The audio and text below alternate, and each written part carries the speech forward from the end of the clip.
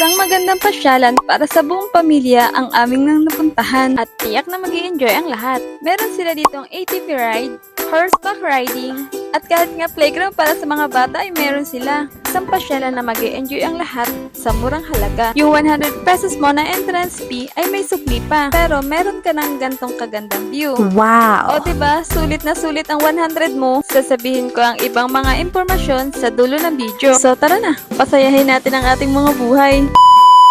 Bakit pa nga lang kami sa Kamalig ay hindi na mawala yung tingin ko sa mayon. Ito yata yung tinatawag na love at first sight.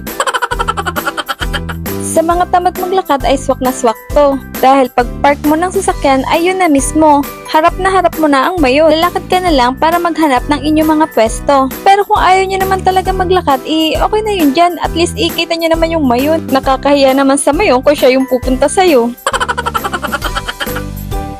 Parang ito, tingnan nyo, pasilip-silip na lang. Paano? Sa sobrang linis ng paligid, parang gusto ko na lang talagang gumulong.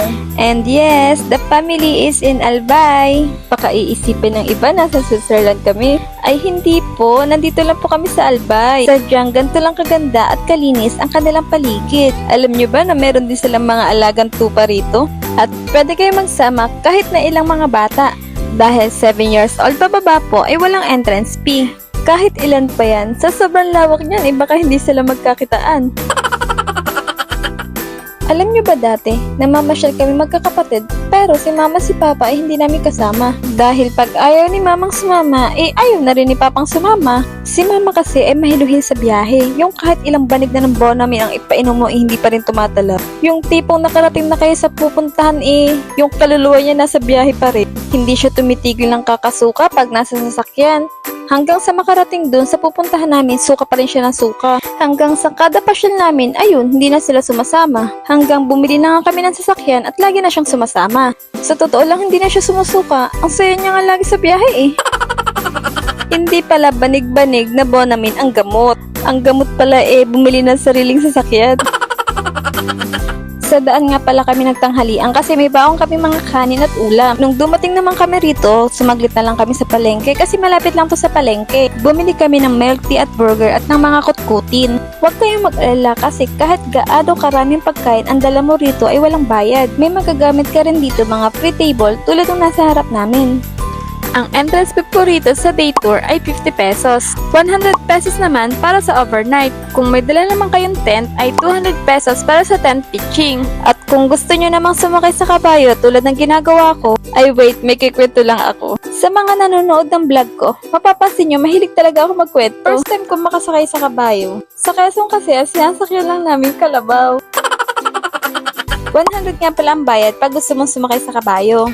So guys, tapos, free picture na yon. Pero kung gusto mo naman ng ATV, 200 pesos naman ang bayad. Kung ayaw mo namang sumakay at gusto mo lang mag-picture tulad ng ginawa namin, ay 20 pesos naman per head.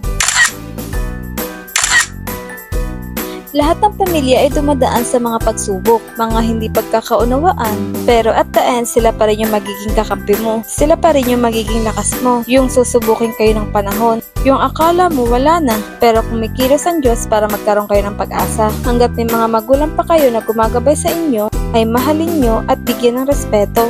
Kahit may mga asawa at anak na kayo, ay bigyan nyo sila ng panahon para makasama. Kahit simpleng kumusta ay masaya na sila. Oo, iba-iba tayo ng sitwasyon sa buhay. Pero sabi ko nga, simpleng kumusta ay masaya na sila. Pero hindi yung kumustang kasunod ay pautang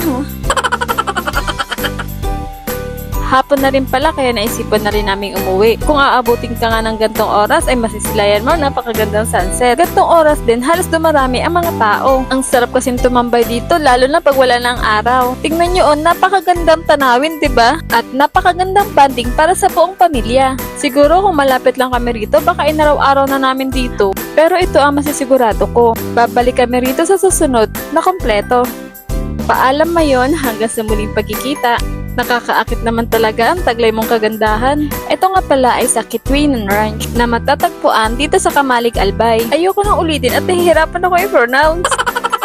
Basta yun na yun, tandaan nyo na lang spelling at search. Madali lang siyang mapuntahan. Bale, Google Map lang talaga yung sinundan namin. Hanggang dito na lang. Thank you for watching. Kung hindi ka pa nakasubscribe sa aking YouTube channel, please subscribe and hit the notification bell para updated ka sa aking mga next video. Bye-bye!